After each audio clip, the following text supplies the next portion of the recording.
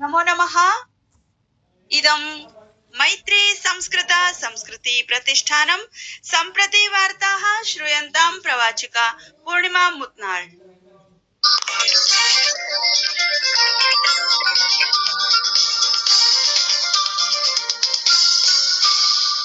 Doctor S जयशंकरः Marco Rubio च उभौ ह्यः नवदिल्ली नगरे अनेक विषयेषु चर्चाम् अकुरुताम्। उभौ भारत अमेरिका सामरिक सहभागितां महत्वपूर्णाम् अवदताम्। ताभ्याम् उक्तं यत् एषा सहभागिता व्यापार ऊर्जा गतिशीलता क्षेत्रीय सुरक्षा क्षेत्रेषु विशेषण रूपेण अस्ति। डॉक्टर जयशंकरः अवदत् यत् भारतस्य अमेरिका देशेन सह व्यापकः वैश्विकः सामरिक सहभागित्व सम्बन्धः अस्ति, यः गहन सहयोगे आधारितः अस्ति। सः उक्तवान् यत् उभयोः देशयोः सम्बन्धाः सम्पूर्ण विश्वे प्रभावं जनयन्ति, तथा च अनेकेषु क्षेत्रेषु तयोः हितानि समानानि सन्ति। विदेशमन्त्री उक्तवान् यत् एषा वर्तमान चर्चा कठिन वैश्विक परिस्थितिषु अभवत्, परञ्च तस्मै मुक्तमनसा सार्थका चर्चा भविष्यति इति विश्वासः अस्ति। एस जयशंकरः जनसम्बन्धानां महत्त्वं प्रतिपादयन् अवदत् यत् वैधानिक आवागमने प्रतिकूलः प्रभावः न भवेत्। सः संवादं कूटनीतिं च तथा सुरक्षितं निर्बाधं च सामुद्रिक व्यापारं प्रति भारतस्य दृष्टिकोणं पुनः प्रतिपादितवान्। ईरान संघर्षस्य विषये श्री जयशंकरः अवदत् यत् वैश्विक ऊर्जा मूल्यानि स्थापयितुं निर्बाध व्यापारं सुनिश्चितं कर्तुं भारतस्य संयुक्त राज्य अमेरिका देशयोः च समानानि हितानि सन्ति।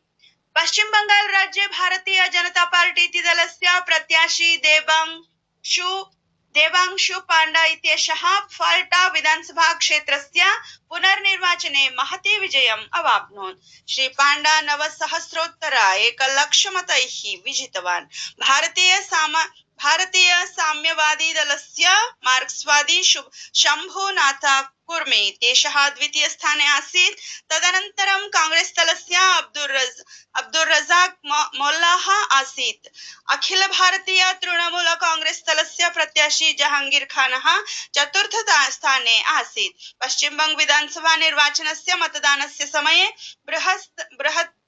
बृहत् स्तरे दुराचारस्य आरोपस्य अनन्तरं निर्वाचन आयोगः फाल्टा नगरे पुनः मतदानस्य आदेशः प्रदत्तवान् आसीत्। अस्मिन् मासे 21 दिनाङ्के पुनः मतदानम् अभवत्। सद्यः एव विधानसभा निर्वाचने भाजपेति दलेन 7,200 आसनानि जित्वा राज्ये प्रथमं वारं सर्वकारस्य निर्माणं कृतम्, यस्मिन् शुभेन्दु अधिकारी मुख्यमन्त्री अवदत्।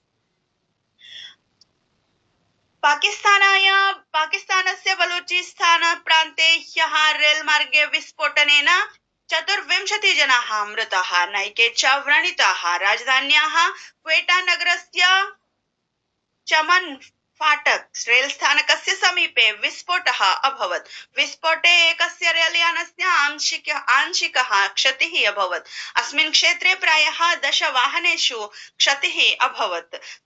घटनायाः अनन्तरं सम्पूर्णे क्वेटा प्रदेशे सर्वकारीय चिकित्सालयेषु आपत्कालस्य घोषणा कृता अस्ति, यत्र चिकित्सकाः चिकित्सा कर्मचारिणः च परिस्थितिं नियन्त्रयितुम् आहूताः अस्ति।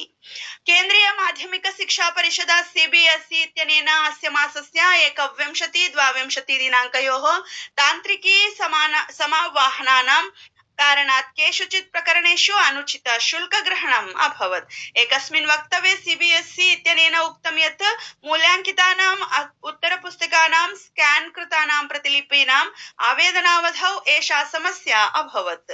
सः अग्रे अवदत् यत् केषुचित् सन्दर्भेषु अतिरिक्तं शुल्कं गृहीतं, केषुचित् सन्दर्भेषु न्यूनमेव गृहीतम्। भारत ऋतु विभागेन पूर्व उत्तर प्रदेशे, पूर्व मध्य प्रदेशे, विदर्भे च तीव्रतर उष्णतरंगस्य कृते रक्तवर्णीय संचेतना प्रदत्ता अस्ति। ऋतु विभागेन सूचितं यत् आगामी 5 दिनेषु उत्तर प्रदेशे, मध्य प्रदेशे, विदर्भे, पंजाबे, हरियाणायां, चंडीगढ़े, दिल्ल्यां च पृथक् स्थानेषु उत्तर उष्णतरंगस्य स्थितिः भविष्यति। आगामिषु 3 दिनेषु एतेषु स्थानेषु तीव्र उष्णतरंगस्य स्थितिः भवितुम् अर्हति इति ऋतुविभागेन पूर्वानुमानितम्।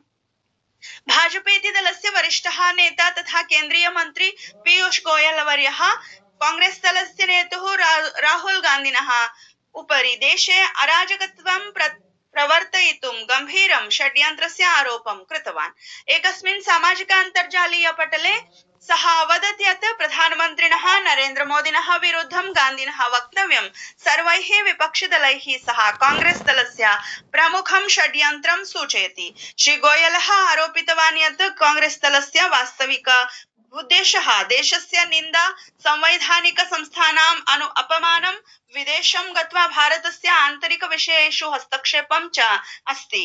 केन्द्रीय मन्त्रिणा उक्तं यत् देशस्य नागरिकाः बुद्धिमानाः सन्ति। राहुल गान्धिनः तथा राष्ट्रहित विरुद्धं कार्यं कुर्वतां विपक्षदलानां विषये च स्पष्टतया जानन्ति।